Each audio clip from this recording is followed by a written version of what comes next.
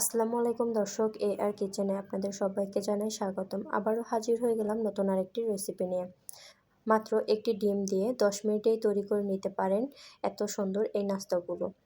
দেখতেও সুন্দর, খেতেও ভীষণ মজার। চলুন তাহলে কথা না বাড়িয়ে শুরু করা যাক মূল রেসিপিটা। এর জন্য প্রথমে একটি মিক্সিং বোল নিয়েছি। এখানে রুমের স্বাভাবিক তাপমাত্রায় থাকা একটি ডিম নিয়েছি। 1/3 কাপ পরিমাণ চিনি দিয়ে দিলাম। এবার দিয়ে দিচ্ছি 1 টেবিল চামচ পরিমাণ রান্নার তেল। এবার ডিম ও চিনিটাকে ভালোভাবে মিশিয়ে নিব যতক্ষণ না পর্যন্ত চিনিটা গলে যায়। দেখতে পাচ্ছেন চিনিটাও গলে গিয়েছে এবং ডিমের কালারটাও চেঞ্জ হয়ে গিয়েছে। এই পর্যায়ে দিয়ে দিব 1/2 চা চামচ পরিমাণ ভ্যানিলা এসেন্স দিয়ে আবারও ভালোভাবে মিশিয়ে নিচ্ছি। এবার একটি চালনি নিয়েছি। এবার শুকনো উপকরণগুলোকে চেলে নেব। এখানে দিয়ে দিচ্ছি 1 কাপ পরিমাণ আটা। স্বাদ বৃদ্ধির জন্য দিয়ে দিচ্ছি 1 টেবিল চামচ পরিমাণ গুঁড়া দুধ। আপনারা চাইলে স্কিপ করতে পারেন।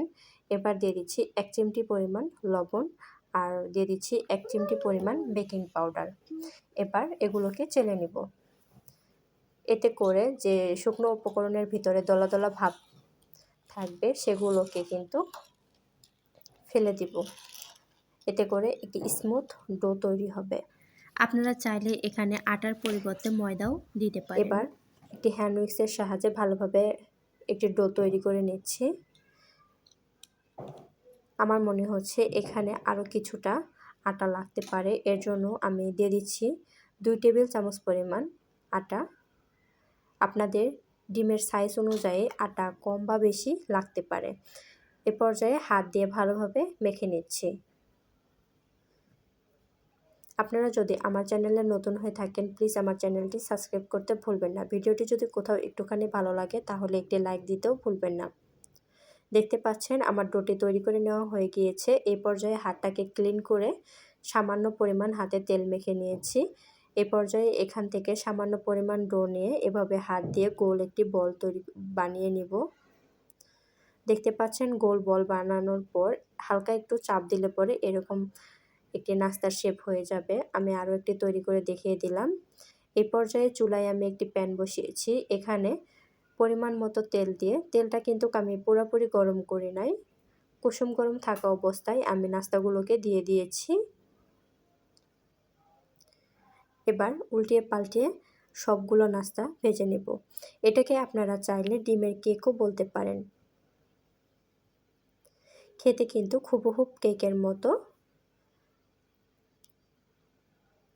দেখতে পাচ্ছেন অপর পাশটাও হয়ে গিয়েছে। এ পর্যায়ে আমি আবারও উল্টিয়ে দিচ্ছি।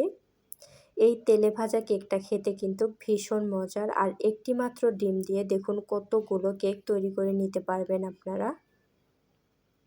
এই কেকটা দেখতে যেমন সুন্দর, খেতেও কিন্তু ভীষণ মজার।